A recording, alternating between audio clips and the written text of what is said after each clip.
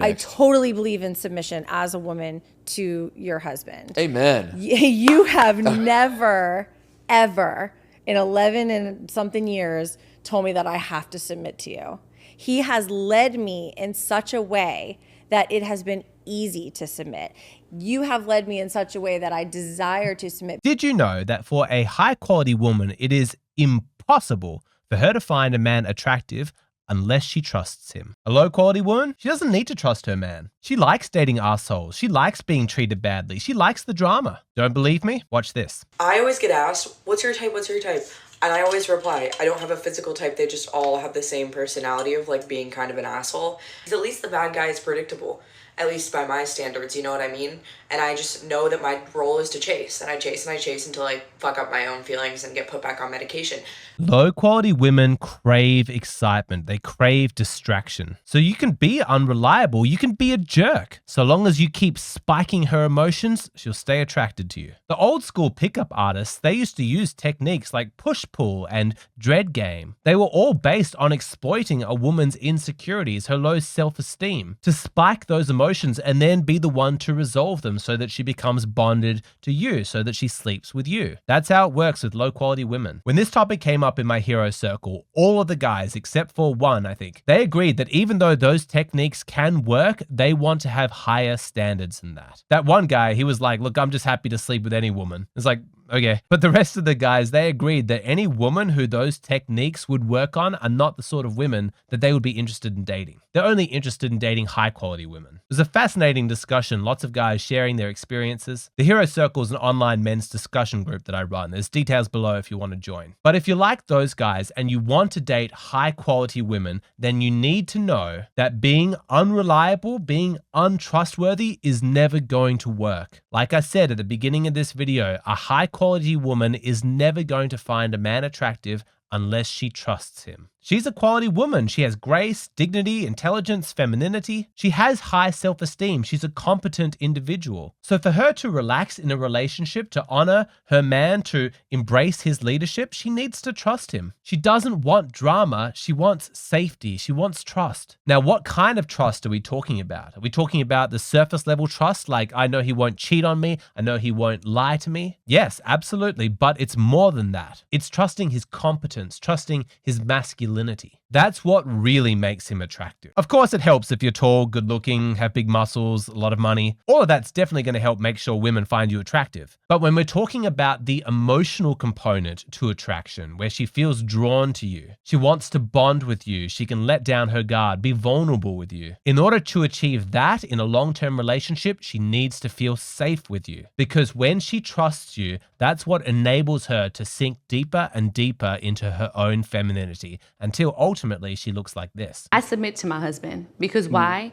He's proven time and time again that I can trust in his leadership. I can depend on this man because I know he's a man of his word, and not only of his word, of his action. The leadership that she's talking about has to do with displaying competence in action. This is what lots of men need to understand about women, is that they don't pay that much attention to potential. They want to see results. The world is full of men who are extremely intelligent, who have lots of potential, but women don't notice them. Women don't find them attractive because they haven't realized that potential into something tangible. They can't demonstrate their skill set with actual results. I've always been intelligent, but I squandered my potential for years. I used to play a computer game called Age of Empires 2. That was a massive outlet for my intelligence. In this computer game, I had to create a civilization. I had to build an army, balance an economy. My opponent was doing the same, so I'm trying to think about what he's doing and outwit him. The problem solving, the creativity when you play at a high level for games like that is insane. But with all of that intelligence, I didn't ultimately have anything really to show for it. No results I could put in front of women. I had an increased ranking on my computer screen, but in my experience, women didn't find that very impressive. Instead, when I applied my intelligence to reading books on psychology, history, biology, parenting, when I spend my time looking at financial investments and business strategies, suddenly all of my intelligence intelligence is manifesting tangible results in the real world. To women, that makes me a lot more attractive. There's no doubt when I was playing my computer game, I was definitely displaying intelligence. But women don't pay much attention to intelligence if it's being displayed in an arena where there's not much at stake. What gives intelligence juice from the perspective of female attraction is how much that intelligence is being used to charge a man's responsibilities. That's it. That's the secret ingredient. But why? Why is that so important to women? Why is it that they value responsibility over intelligence? Understanding this really helps you understand women. I'm going to explain that in a moment, but first I want to tell you about the intelligent decision I made to finally take responsibility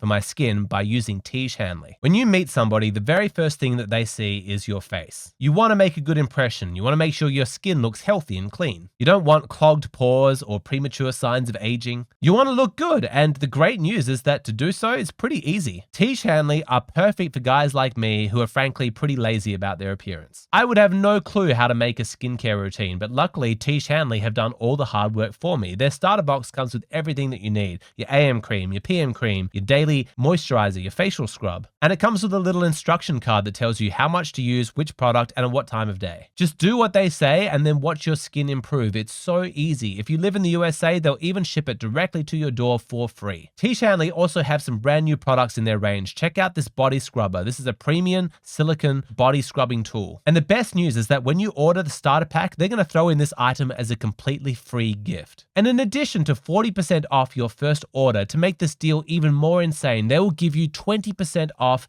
for life. This deal is generous because they are confident you're going to love their products. There's a reason these guys have so many thousands of 5-star reviews. So try it out. That body scrubber that has a $20 value, I love using it to get rid of dead skin cells. Click on the link in the description box below and get started today. Okay, back to why women are so attracted to men who are capable of taking responsibility. At a biological level, being in a relationship with a man and having his children puts her in a very vulnerable position. She'll be pregnant, she'll be raising babies and infants. She's going to need him. She's going to need to trust his capacity to protect, to provide, to stay faithful, to raise the children with her. What she wants to know is how is he going to handle all of that responsibility? It's not intelligence that separates a boy from a man, it's responsibility. There are lots of smart adult men who are extremely intelligent, but emotionally, they're too scared to take big steps out into the adult world to start taking on responsibilities. They don't want to risk that failure. They don't feel like they're up to it. And those men are not attractive to women. Even if a man is less intelligent, if he's capable of stepping up, taking on adult responsibilities, and he can prove to women that he's done that, he can point to tangible results,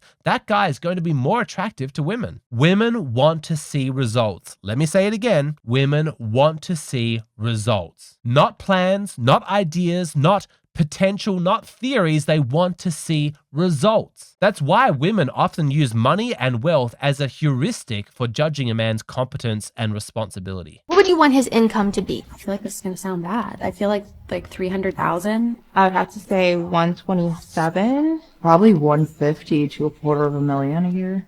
150, maybe to 250,000 a year would be comfortable for sure. I was just having this conversation with my friend, and she was like, you have to manifest a husband, girl. Ideally, my husband needs to be making like 650,000. I mean, the term gold digger is probably overused, but come on, it is absolutely a real phenomenon. I'd rather have a broke faithful guy or a rich cheater. Rich cheater, easily, yeah. You'd rather be cheated on and he just gives you money? Honestly, yes. All I need in life is clothes. These women are not looking for a real relationship with a man. They just want luxury. I mean, it's hooking. Let's just call it for what it is. It's being an escort. It's being willing to sell yourself for money, to exploit a man's wealth for your own selfish benefit. That's not a real relationship. But that's the extreme end of the spectrum. And I want us to be intellectually honest on this channel, because we can't just point at the far end of like gold diggers and just be like, see, any noticing of a man's wealth by a woman is an instant red flag. She's just like all of these girls. No, that's too simplistic. Let's introduce some nuance here. When you tone it down, women will notice how much money a man is making, and they'll use that as a heuristic to judge his competence, his masculinity, his ambition. If he's worked hard to give himself a good education, to work his way up the ladder, now he's got a great career, he's making good money, then the money that he's making is proof that this is a man who's capable of planning, of working in a dedicated capacity to achieve a goal, that he's capable of taking responsibility. That is proof. She's thinking, I want a man who's smart, who's capable of making good decisions, of taking responsibility, of showing competence. And I'm looking at his money, I'm looking at his annual income, and I'm thinking there's no way he could have achieved that position unless he had those characteristics that I'm attracted to. But this is the important part, because you see that it's not money alone that makes him attractive. Well, it is for like low quality sugar baby type women, but for higher quality women, she likes the money not just because of the material benefits, but also because of what it says about him, that he is masculine, that he's competent, that he's responsible. Women will always find a rich man attractive at the beginning of a relationship, but if you think that it's purely about the money and it's not because of the internal characteristics she imagines a wealthy man to have, then watch how quickly her attraction for a man fades if she finds out that he didn't earn his money, that he won it, that he inherited it. And worse, if he's not responsible with spending that money, if he's buying like 5 jet skis or something. If his money is not the result of masculinity, of competence, of good decision making, then she's not going to find him trustworthy. She's not going to be able to relax knowing that he's going to be a good leader. She's going to lose attraction for him because she doesn't trust him. And remember, at the end of the day, it comes down to trust. For a quality woman to find you attractive, she needs to trust you. Show me an alpha man that is in his true alpha, not in his wounded masculine, but his full-on masculine, and watch me become a sweet, soft little girl. Right. I need a man that is fully in his energy, masculine energy. And when a man gives that woman that feeling, that safety, that energy, that love, you can feel it.